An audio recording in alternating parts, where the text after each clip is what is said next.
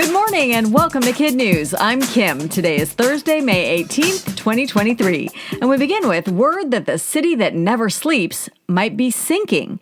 New research in the journal Earth Future suggests that the weight of New York City's 1 million buildings and skyscrapers is causing it to settle lower into the water that surrounds it.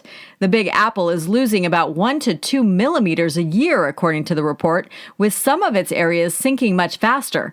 And while that doesn't seem like much, geologists warn that even a little sinking makes the city more vulnerable to natural disasters. Of all the boroughs, Lower Manhattan is particularly at risk, followed by Brooklyn and Queens. New York City was also the backdrop for some drama between the Duke and Duchess of Sussex and photographers. According to CNN, it all started as Prince Harry, his wife Meghan Markle, and Meghan's mother left the Women of Vision Awards Tuesday and were swarmed by a ring of highly aggressive paparazzi in cars, motorcycles, and scooters. The pursuit lasted about an hour, and after driving in circles, the royals decided to ditch their ride and hop in a yellow cab. Ultimately, no one was injured, but police released a statement saying that while being a public figure comes with a level of interest from the public, it should never come at the cost of anyone's safety. Prince Harry has been adamant about his family's security, especially in light of the high-speed pursuit and car crash that took the life of his mother Diana in 1997.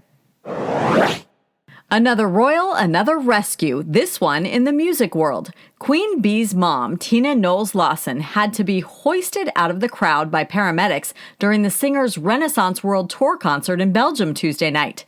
Beyoncé's mom likes to watch her concerts from multiple locations in the audience, but this time got stuck in a rowdy crowd occupied by top-tier ticket holders who somehow did not recognize her. The moment went viral, of course, with Newsweek reporting one fan's post, "You're watching Beyoncé perform and then some lady wants to pass through, so you refuse and tell her you've been there for hours. But then that lady turns out to be..." The look on the filmer's face? Priceless. He'll face the best on the baseball field, but when it comes to ghosts, no way. Los Angeles Dodger Mookie Betts refused to stay with the rest of his team when they played the Milwaukee Brewers last week, instead opting for an Airbnb. Why? Because the 130-year-old Pfister Hotel is rumored to be haunted by the ghost of its founder, and the All-Star Center wasn't taking any chances. He isn't the first to get cold feet from the Pfister. Back in 2013, players told ESPN they heard phantom footsteps in their rooms, and radios and TVs turned off and on by themselves. Player Giancarlo Stanton said at the time, "It reminds me of the Disneyland haunted house. The less time I'm there, the better." Haunted or not, the Pfister is an historic landmark known as one of the nicest hotels in Milwaukee and has hosted almost every U.S. president since William McKinley. In other sports notes, the San Antonio Spurs hit the lottery jackpot Tuesday night and landed the number 1 pick in the 2023 NBA draft. That pick is widely expected to be the 7'4" French basketball phenom Victor Wembanyama, or Wemby, who is regarded by many as the best NBA prospect since LeBron James.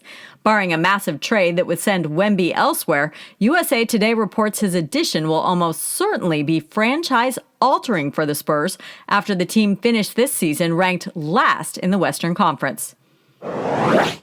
First the weekend, now the Wienermobile. Oscar Mayer's supersized hot dog on wheels will change its name for the first time since it debuted nearly 100 years ago. Henceforth, it'll be known as the Frankmobile. The company is playing coy about whether the name change is permanent, telling CNN that it's trying it out to see if it cuts the mustard with fans. That's it for KidNuz. Now today's KidNuz quiz. How long did photographers chase the Duke and Duchess of Sussex in New York City Tuesday? About an hour. What is the name of the so-called haunted hotel Mookie Betts wouldn't stay in? The Pfister. Which U.S. city is sinking under its own weight? New York. What NBA basketball team will get the top pick in this year's draft? The San Antonio Spurs. In today's Kid News Kicker, cat got your tongue? Not anymore. French researchers say they've discovered the most effective way to call an unfamiliar cat. The study, conducted by a university in Paris and published in the journal Animals, looked at how cats respond to different modes of communication. They recruited 12 cats living at a cafe and found they responded quickest to a human stranger when the person used both vocal and visual cues to get their attention.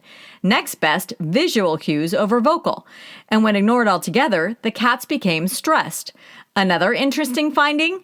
Cats tend to wag their tails more when uncomfortable or stressed, unlike dogs who wag their tails when they are happy.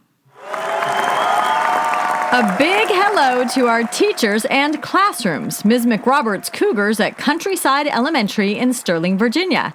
Mrs. Pelton's 4th grade class at North Pembroke Elementary in Pembroke, Massachusetts. And Mrs. Lewis's Cougars at Corpus Christi School in Lansdale, Pennsylvania. Thanks for listening. Please rate, review, subscribe, and share us with all your friends and family. And we'll see you back here for more Kid News tomorrow morning.